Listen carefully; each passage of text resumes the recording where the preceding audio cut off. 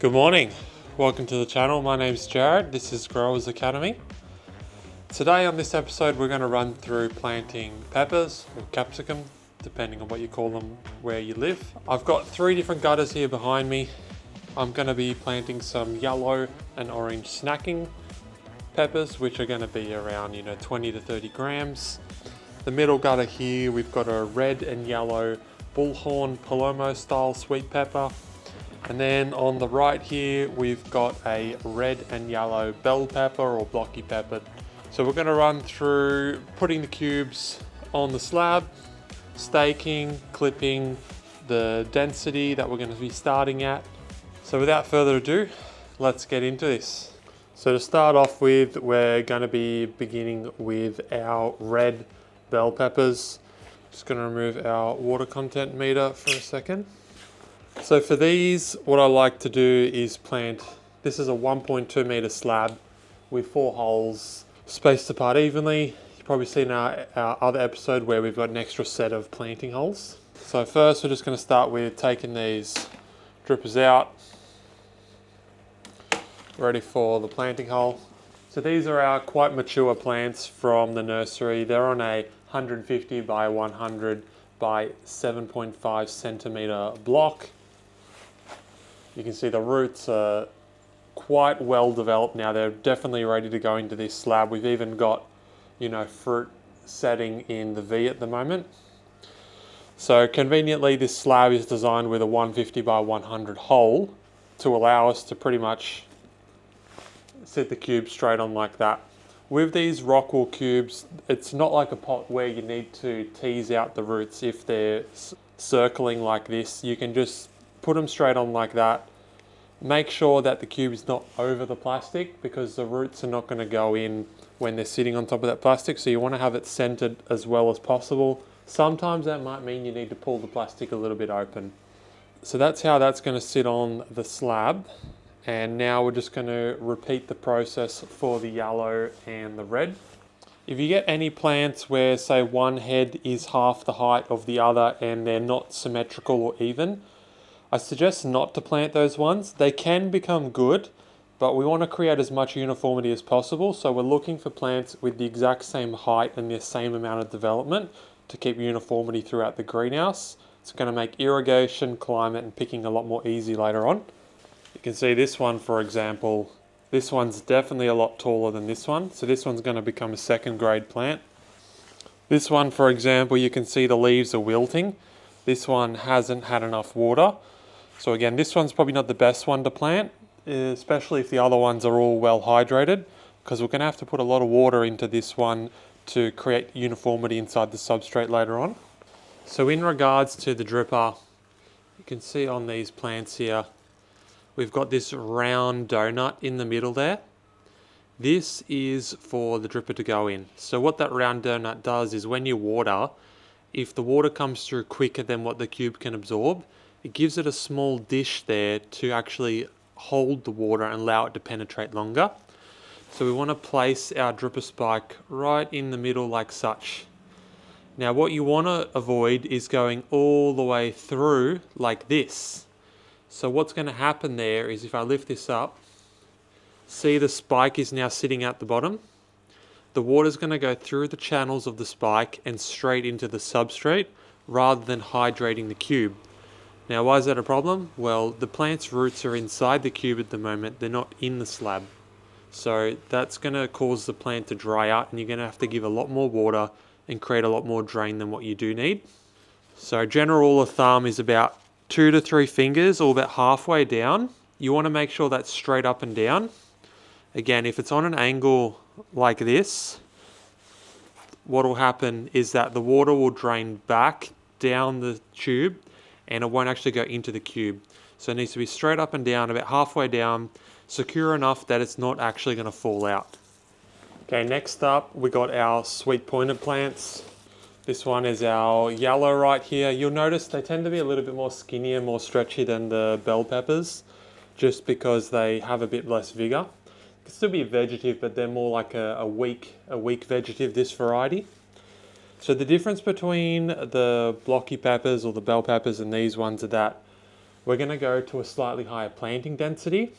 The main advantage to this is that it's going to allow us to continue doing a 2-on-1 head, but it's going to still allow us to increase the density.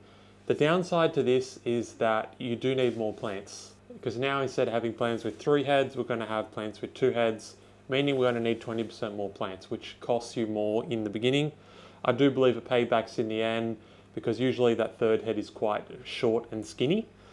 So what these slabs allow us to do is actually go ahead and pull up one of the holes like such, and now we have 5 per slab that's going to allow us to plant.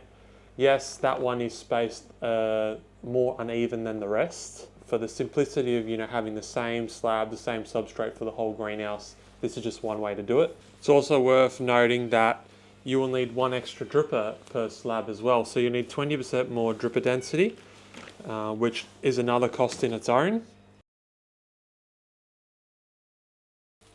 So that's our yellow done.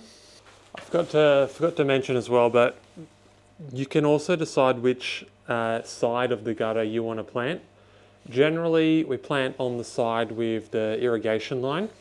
That just is because when you're planting, you're already here, you can pick the dripper up, put it straight in the cube. That's going to allow you to irrigate the plants as soon as you want in the morning. When you're on the other side, like such, now you have to reach over and look to see where the dripper is and bring it over. You can have 2 people working on different sides. You could have 1 person on that side putting the plant down and 1 on this side putting the dripper in. It depends on how you want it to work.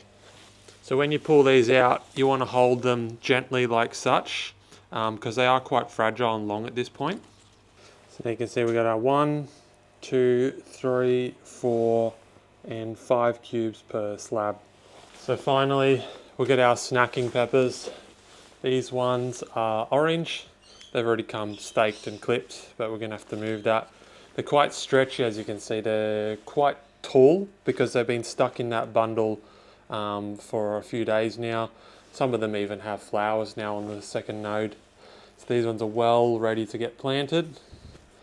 These are going to be the same as the blockies. We're going to put 4 per slab, and then we're going to take 3 heads from each. So we're going to have a final density of about 12 per square metre, versus 10 on the sweet pointed and 8 on the bell peppers.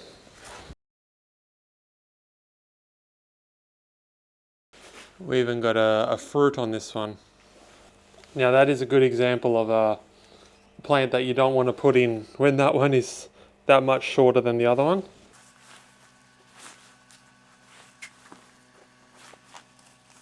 Okay, so next, depending on how long it takes you to actually do all your planting, and it's a sunny day like today, I suggest you give water. I mean, maybe you might only be half planted, but the first plants have been through a lot, through the handling, and now they're sitting on a slab that's probably drier than the cube. So just keep watering throughout the day, at least 300 or 400 ml shots throughout the day, just to keep the first plants hydrated. And at the end of the day, once the last plant goes down, give another shot to make sure the last plant gets some water as well. Following this, we're ready on to do our staking. So this is a 60 centimeter bamboo stake. They're like a generic nursery stake. You don't need 60 centimeters. A 45 centimeter stake is long enough for a pepper plant. It's worth noting that when you handle these, don't put them on the ground, especially if the ground is dirty. You don't want to pick up a stake from the ground, put it into your freshly planted plant and introduce disease into the slab. So what we're going to do is get our stake next to the plant, and then on about a 70-degree angle, we're going to stick it through the cube and then into the substrate just before hitting the gutter. And then on the other side, we're going to repeat the process like such. So when this stake's going in, you can see we want to go next to the plant like this, in the cube, not onto the stem. Don't stake it through the stem, next to it, like such. You can hold the stake like this, or you can hold the stake like that. Depends on how you want to do it. And then it's worth noting that you want to make sure that the angle of the two stakes are the same. So that's a lot more acceptable. So why is it important to use a stake? Well, there's two reasons. The first one is that it's going to pin the cube onto the slab. And the reason that's important is that if the roots aren't in contact with the slab, they're not going to root in. The second reason is that after we clip them in, it's going to pull them away and it's going to give some better spacing so that the heads aren't touching each other. And why is that important? Well, as you can see in the tray, when they were that close together, they were actually stretching, competing for light.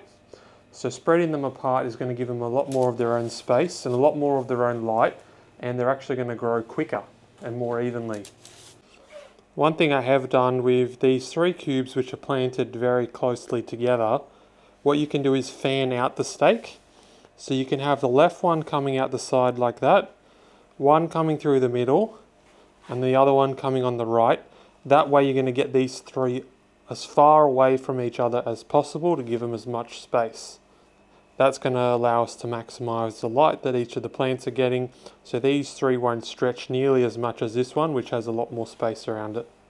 So the next step is clipping. So I have these nursery clips here, which they spread open like such. What I like to do is I like to put it as close to the top of the head as possible. So you can see we have our split just here. So I like to put the clip under there like such. You will get this bow like you can see here because it's the first time the plant's had direction. But what you'll find is you come in tomorrow, the plant will actually be more like this. The head will go to an upright direction and this will straighten out slightly, putting this clip at the bending point. If you put this clip too low, what it's going to do is it's going to bend at this bottom point, and you're going to find that the plant is very close to the middle. So ideally what you want to do is put the clip as high as possible to get them as far away as possible. Obviously the further you go up, the more it's going to come into your row, which might obstruct your working, but that's totally up to your setup in your greenhouse. That's what it looks like now. It's staked. From the top, it's a bit better of perspective. You can now see the distance which we've created between the two plants.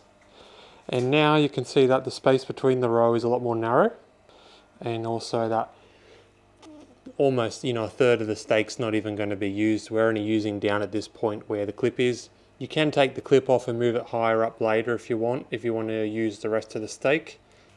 Now that your cube is on the slab, we can take our water content meter. Some people like to put it from the side, some people like to put it from the top. I like to do it on an angle because it's somewhere in the middle. And we got 74% water content, which is great for growed and rock wool. That's pretty much saturated. 80% is fully saturated on a brand new cube after you soak it anyway. I just moved it to the one next to it and put it in, and you can see we got 41%. So our cubes are quite ununiform, and one is almost double the water content of the other. So like I said before, now is a great time to go ahead and give them quite a bit of water. You can't overwater them at this stage because they have no fruit, and we're not worried about creating any quality issues. And already the action of planting, we're spreading them and all of that, it's going to make them quite generative. So this water is not really going to turn them too vegetative. So for the next few days, I recommend on a sunny day you give it about 4 100ml shots. On an overcast day, 2 100ml shots. If it's a brand new coir slab, you might want to go a little bit more just to maintain that surface contact and the water going through the cube into the coir. That's going to allow the roots to follow the water into the slab. And if you have an 80% water content rock wool cube on top of a coir slab which 50 or 60% water content, what's going to happen is that the coir is going to draw moisture out of the rock wool cube because you have a difference in water content between the two. Now if you filled your slab with your 3.5 EC solution, you want to then go to dripping a 4 EC solution. So that higher EC solution going through the top is going to force the roots to go looking down further into the lower EC solution, because that's going to be an easier place for the roots to uptake water and nutrients. and that's going to help the roots follow down into the substrate as well. So it's the next morning now. As you can see now, the plants are actually standing up. They're not leaning over like they were yesterday, which is a good sign. I did end up turning the misting on a little bit for them because it got a bit sunny and they were struggling. I do recommend you keep the misting on the day of planting and the day after, especially if it's sunny, and set it around 6 to 7 HD, which is around that 70-75% RH mark. Alright guys, that wraps up the video. Hopefully this video on planting was useful for you. I have another video here on preparing the coir for planting if you're interested in watching that. If you enjoyed this video, please give it a like. If you want to see more like this, please subscribe, and if you have any questions, put them down in the comments. And thank you for watching.